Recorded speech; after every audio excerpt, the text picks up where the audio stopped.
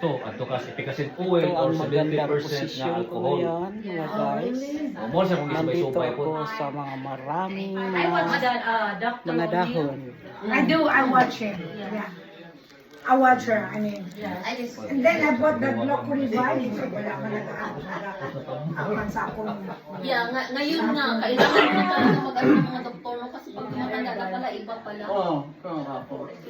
Kasi kung ano tayo bata pa naku. Go ahead.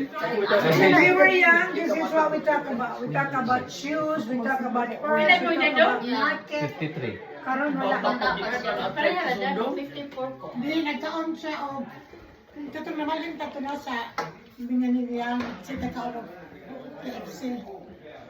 Yeah, that's the start of the